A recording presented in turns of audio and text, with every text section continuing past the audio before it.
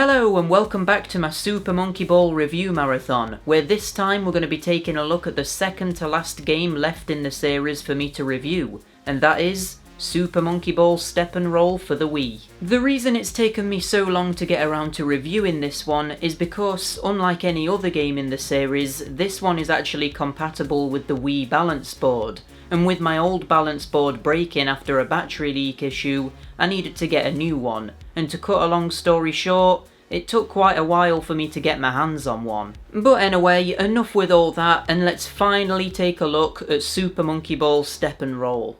Now, here's a question for you all. Have you ever wanted to play a Super Monkey Ball game while simultaneously standing on a bit of plastic and moving your body all over the place looking like a complete idiot? Well, if so, do I have the game for you? Jam! Jam jam! Jam jam! Ooh!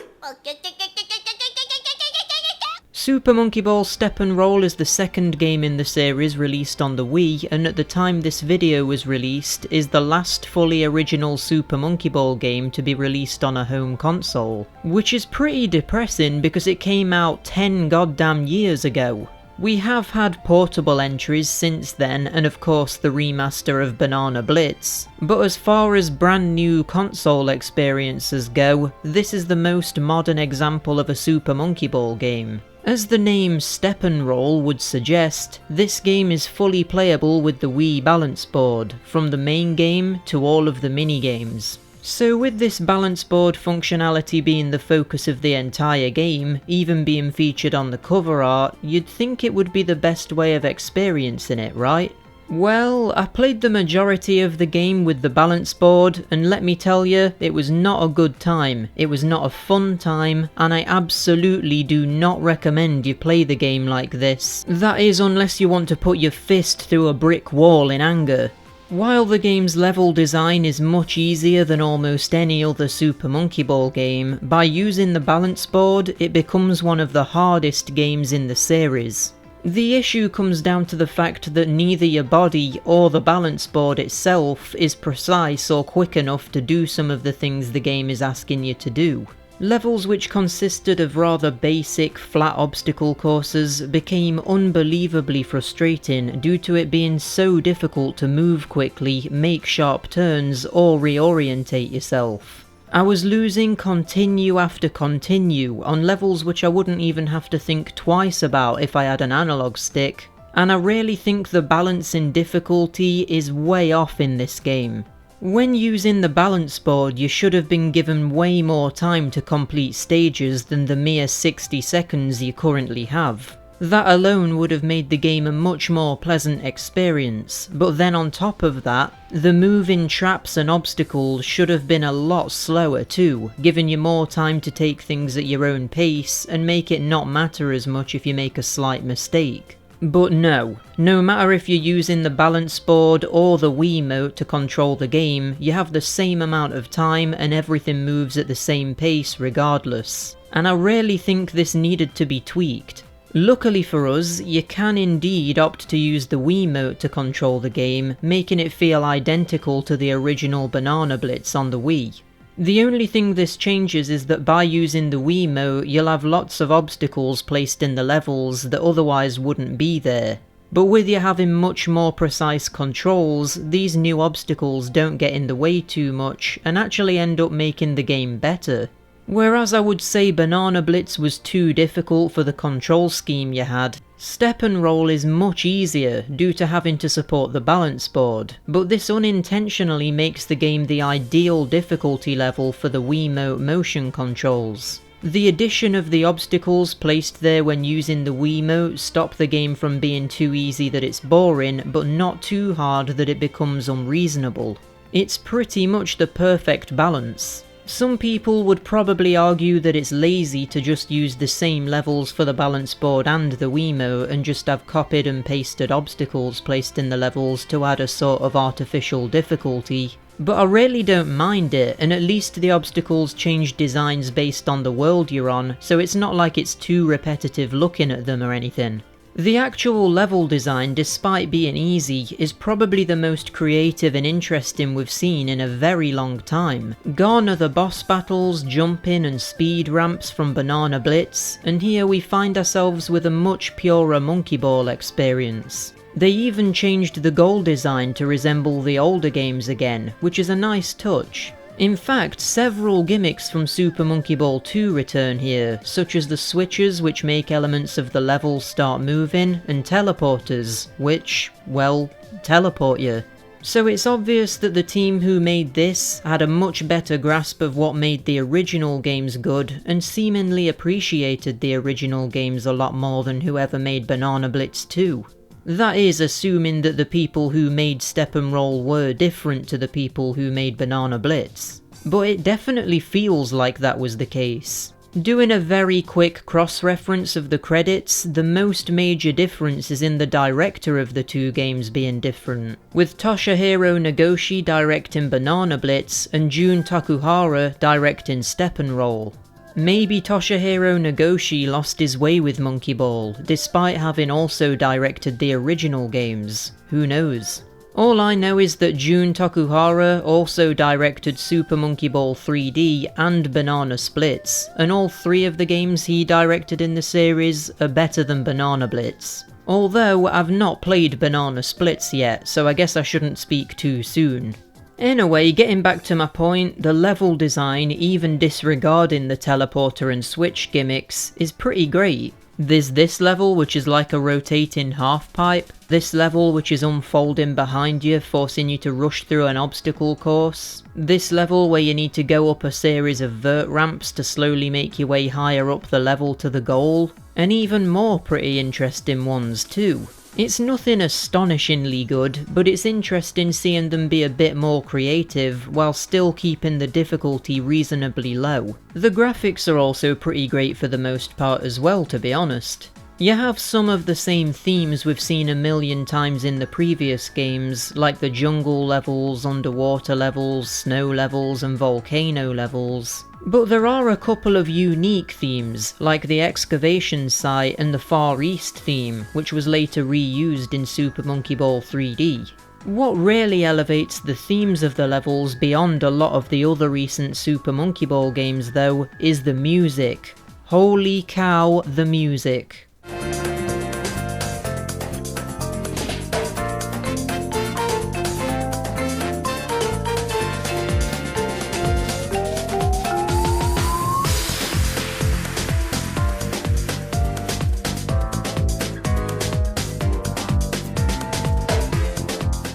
This is easily the best music the series has had since the original games, and to be honest, it could even be better depending on your musical tastes. You can tell a lot of effort was put into the game's music as well, because it does some stuff that I'm pretty sure has never been done in a Monkey Ball game before. Like how about the fact that the music is dynamic and adds more instrumentation as you progress through the world you're on, and culminates in a vocal version of the track in the credits.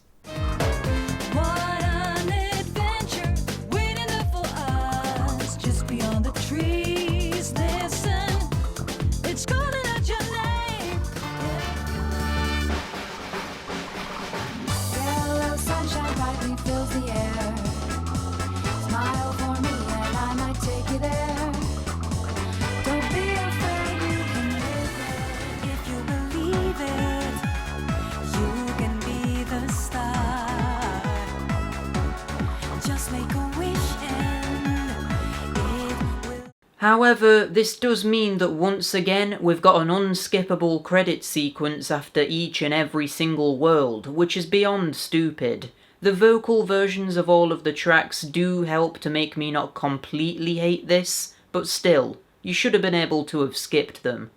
While we're on this topic, I also like the fact that the credits minigame is unique to this game and utilises the balance board really well. Having you move your body to tilt a platform to make balls fall into holes, and the more balls you get, the greater your score. There's also different platforms with different hole layouts for each world as well, so with the different song for every world and this element, I feel like things are mixed up just enough to stop this element of the game being awful. Remember that collectible and objective system that was in Super Monkey Ball 3D which I really liked? Well, it turns out that this actually debuted in Step and Roll, which was a nice surprise. Just like 3D, this adds an element of exploration to the levels because you're tasked with finding a hidden banana in each world, and unlike in 3D, these are actually really well hidden, and I didn't actually find them in a lot of the worlds.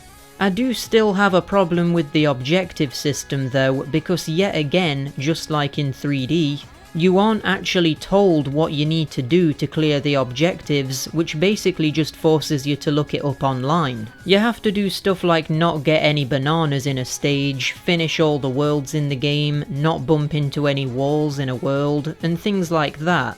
But it would have been nice to have a big list of all of the stuff to clear as you play the game, rather than having to look it up or just guess what you have to do. Like the other Super Monkey Ball games, the main mode of the game is really only half of the content, so let's move on and take a look at the other modes featured in the game. First of all, I want to talk about a mode featured in Step and Roll that literally isn't in any other Monkey Ball game to date, and that is the co-op mode.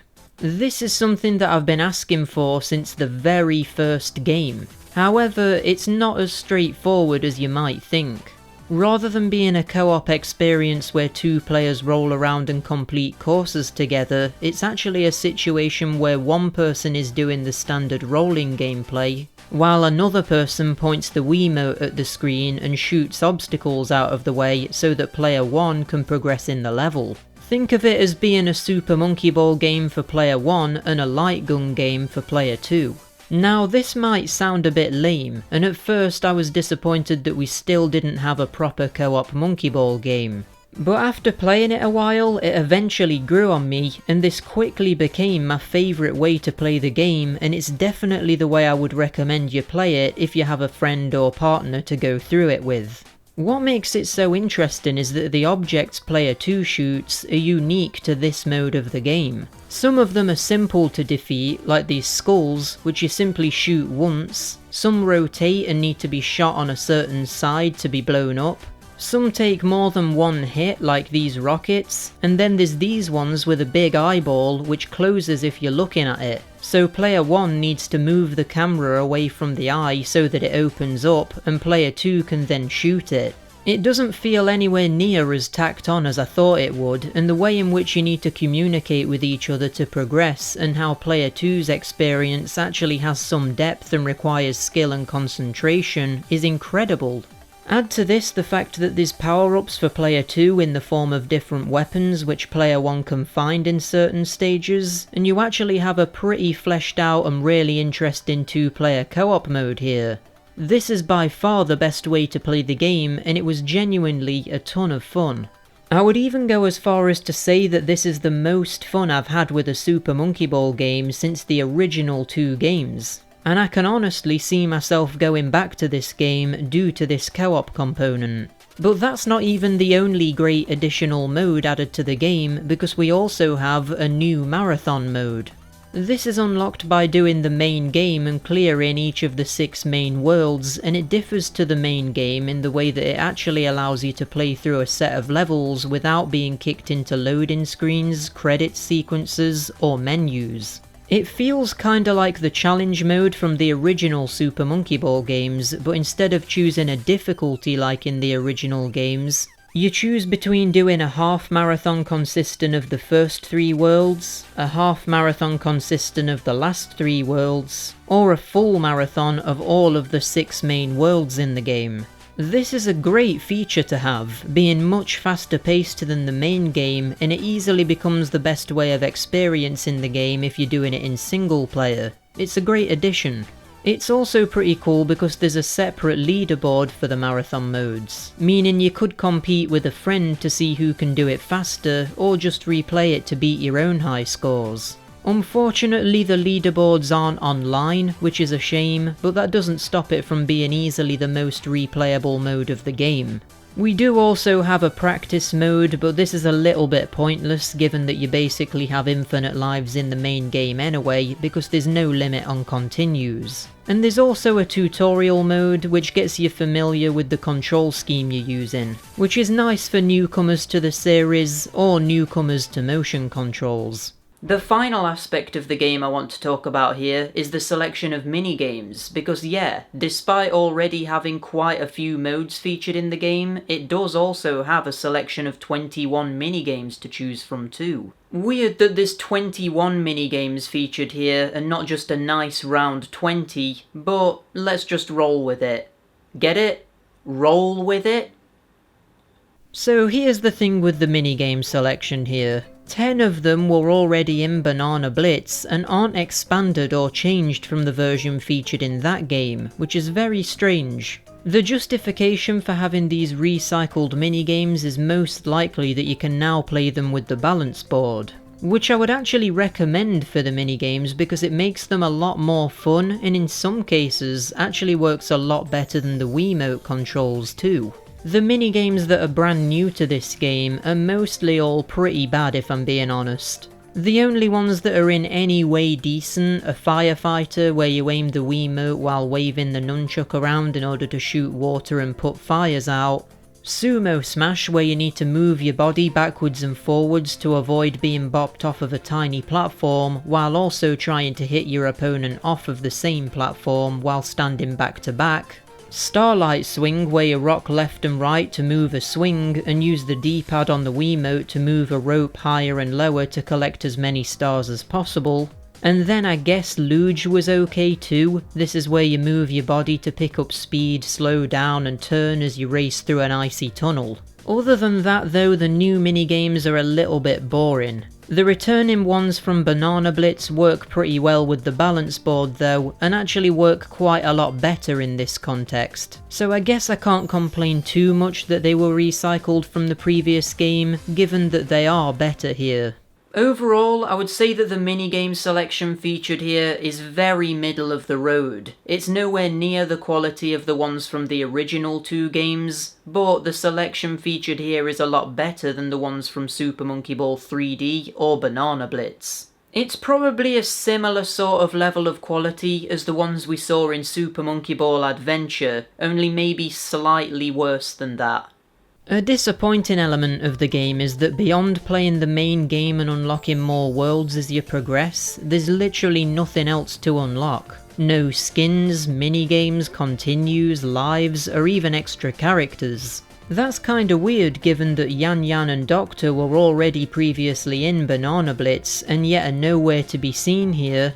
And what's also weird is that there's a brand new monkey introduced in this game called Jam, and he isn't even playable. He just acts as the tutorial guy who teaches you the controls for each minigame and appears in the background of the minigames sometimes too. Really weird how they designed a brand new character like that and didn't even allow you to unlock him. But yeah, you're stuck with the original 4 characters for this game. I really wish that you unlocked new characters and skins for doing the main mode and the minigames. It would have made the overall experience a lot more rewarding and actually pushed you more to play all of the different modes in the game too. So that's a bit of a shame.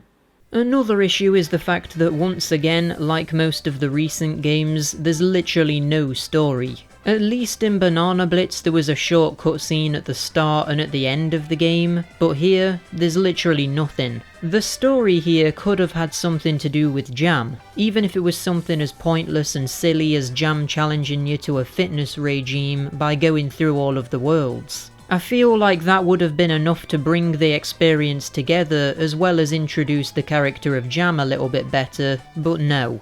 Adding to this is the fact that the game is also extremely short, like even shorter than some of the shortest Super Monkey Ball games in the series so far.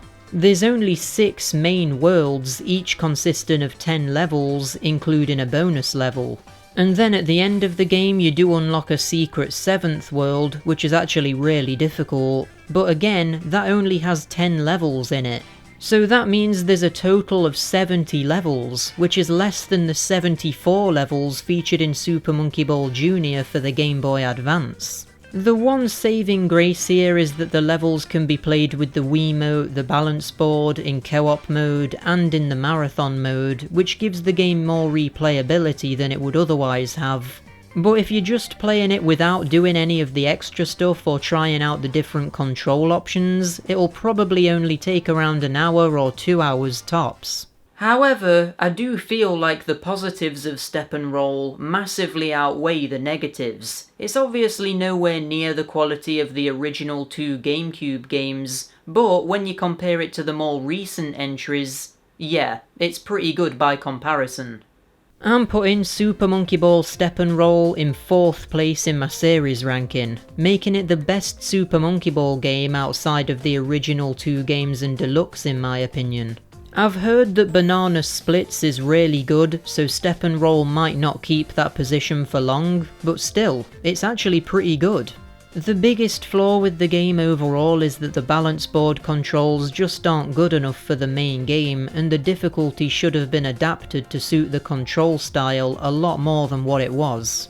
The minigames are also nothing to write home about, but they're decent enough to have somewhat of a good time in a party environment. It's also very short and lacks any kind of story, but it works extremely well with the Wiimote and the difficulty is spot on for that control scheme. The marathon mode is a fantastic addition that's reminiscent of the challenge mode from the older games, and the brand new co-op mode is way better than it has any right to be, and is by far the most fun way of experiencing the game, and offers something that no other Monkey Ball game does. The music is also incredible, and I love how it changes as you get further into a world, and even has a vocal version for every theme too. Adding to the positives is the fact that the graphics and level themes are very nice, and that the level design is interesting and varied.